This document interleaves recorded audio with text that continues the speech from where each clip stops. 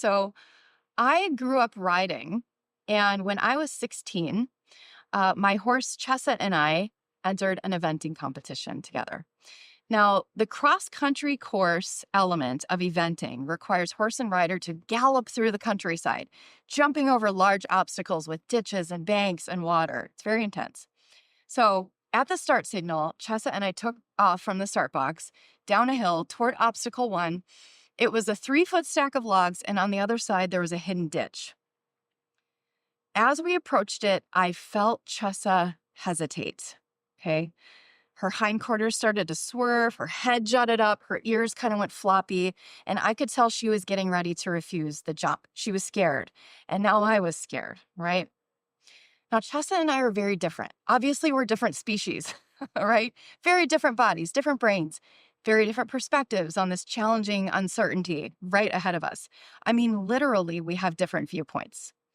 So horses have eyes on the sides of their head, and they actually have a blind spot directly in front of them. Me, of course, my eyes are in the front of my head, like all human beings, and I could see the jump, and I knew about the ditch on the other side of the jump, right?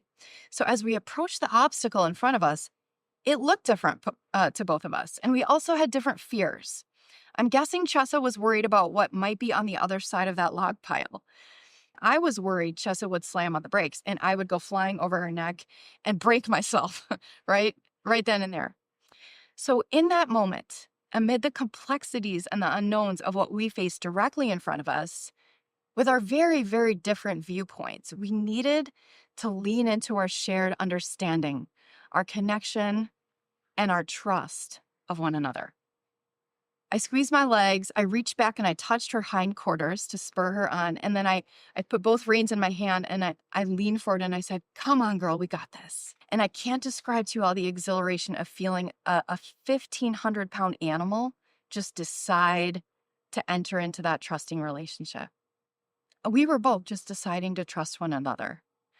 Y'all, she jumped at just the right moment with just the arc needed to clear that hidden ditch on the other side.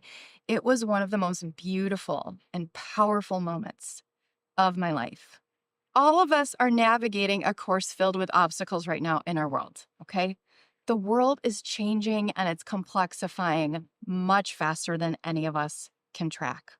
How can we as people cultivate, amidst all of this stuff that we're navigating, the same kind of trusting and connected understanding that Chessa and I had, so that we can become stronger together amidst our differences and clear the hurdles that we have ahead of us? That's the question I want to talk about today. Radical self-compassion, compassionate awareness, compassionate listening, and compassionate action.